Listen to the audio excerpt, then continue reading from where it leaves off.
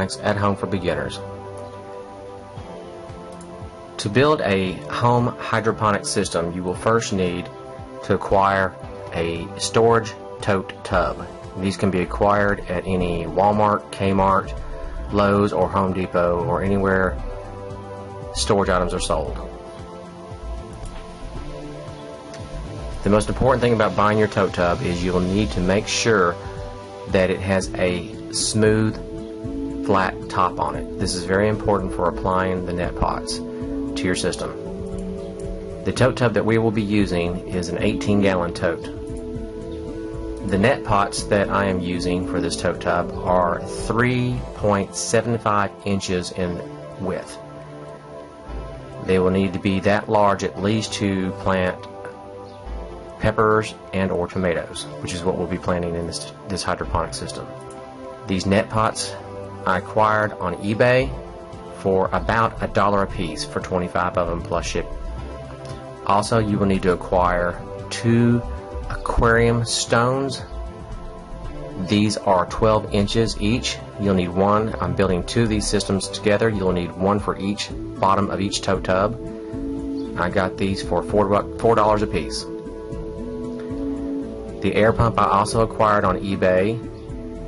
After paying the shipping, I believe it was $15. It is a dual port system, meaning it has 2 external ports. Here you can see the ports. This is how I was going to lay out the top with the neti pots. They're upside down and arranged in the rows that I want. This is going to be an 11 net pot system. Next, I will use a Sharpie to draw out where the neti pots make contact with the lid, so I'll know where my holes need to be. You'll do this for all the neti pots on the lid. Next, I will take one neti pot and trace an outline on a plain white piece of typing paper. I will do the same to draw an outline of the top. I'll take a pair of scissors and cut out the circle. Now I want to find the dead center of this circle. I'm going to fold it twice. Once half, and then another half. So it's a quarter. Snip out the tip, and that will be your dead center. You can see here the hole. Next, I'll place it on the circles I've made and make a little small mark so that I can use a compass to make an interior circle. There's the dead center of the circle, and you do this for all the neti pot holes. Next, I'm going to use a compass. I kind of had to rig it on there because the Sharpie was too big, and draw an inner circle about a ½ inch inside the outer circle.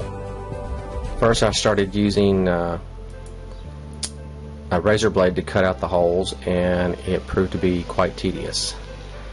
So next, I used a cutting tool that I acquired at Harbor Freight. It worked very fast, but it was kind of sloppy. As you can see here, it's not exactly perfect circles. You'll do this for all the holes. Next, I came back with the razor blade and smoothed out the edges. Then you're going to make slit cuts from where the inner circle was to the outer circle. This is so the neti pot will be supported by the ½ inch lip, and it'll support the net on the lid while it's draped into the nutrient solution. You'll need to do this for all 11 neti pot holes. Next, I've bent the tabs downward so the neti pots fit snug in place. Here you see all 11 neti pots as the way they're going to look in the tote tub. Next, I acquired a shipping pallet and some 1 inch by 8 foot fir strips. I cut them in half to make them all in 4 foot lengths, for a support structure for the plants as they grow. To fill the neti pots, I'm going to use pea gravel that I picked up at Lowe's. This bag here cost $4. Here you can see the support structure that I built using the 1 inch fir strips by 4 foot. And this is how the hydroponics are going to be set on top of it. And this will be out in the yard so we can get sunlight. and as the plants will grow, you can trellis them up onto the support structure.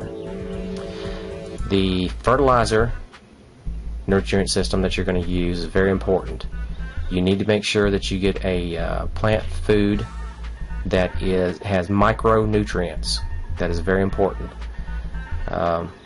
Here I'm using Pete's Professional 20-20-20, and it also has the micronutrients because the plants will need all the barium, the iron, sulfates, everything that it's going to need to grow, because you're using the water as the delivery system for the nutrients. Once we got the support structure set in place, we put the tubs on top and we started to fill them up with water from the garden hose. Now, as something I did notice, that as we were filling the tote tubs up, that the sides of the tote tubs started to bulge out. As you can see here where the lid is versus where the lid of the tote tub is, and it bulging out with the water being filled up. This created a problem because the top would not perfectly seal on top of the tote tub. Now, here you can see the nutrient solution, the plant food we've added to the water, turned it to a nice blue color. We had to add a half of a tablespoon per gallon, so we measured it out for 18 gallons per tote tub. And as you can see here, here is the aquarium air pump tubing. I ran through a little small hole that was already naturally into the tote tub and going down into the solution to aerate it. Aeration is very important for your plant roots. Here's the air pump. I put it on top of a stepping stone behind the system. I will cover it later with a dish pan to keep the rain off of it, so it makes it waterproof. Now, when you're putting your plants into the neti pot, you will want to wash off the root balls of all dirt. Do it gently so that you don't disrupt the root systems. And once it gets fully cleaned, you want to place the plant dead center of the neti pot and add pea gravel in around it. You'll have to do a lot of estimation here. The tote tubs, we solved the problem by using zip ties and a cordless drill. We drilled holes through the lid and into the side lip of the tote tub and then ran zip ties through it. This was a two-person operation. One was to hold the lid while the other one drilled and zipped. The plants, as you place them into the nutrient solution, will need to be at least 1 inch submerged into the water so that the water can make contact with the neti pot, wick up into the pea gravel, into the root system, so the root system will grow outside of the neti pot and down into the nutrient solution. You have to make water contact with the neti pot. That's very important. There's the air pump, the aquarium air pump with a dish pan on top of the air pump that's sitting on top of the stepping stone, and I put a brick on top of it so that the wind won't blow it off, so that waterproofs the pump. And we just got a good 3-day rain here, torrential rains, and it did not get wet. Here's the back of the system showing the air pump tubing going into the tote tubs. And here's what they look like 1 week later. The pepper plants have really taken off. They have grown approximately 5 inches in 1 week.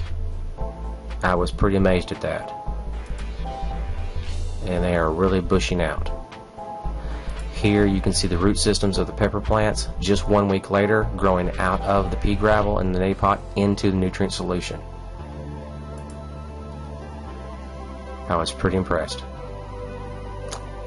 And thank you for watching.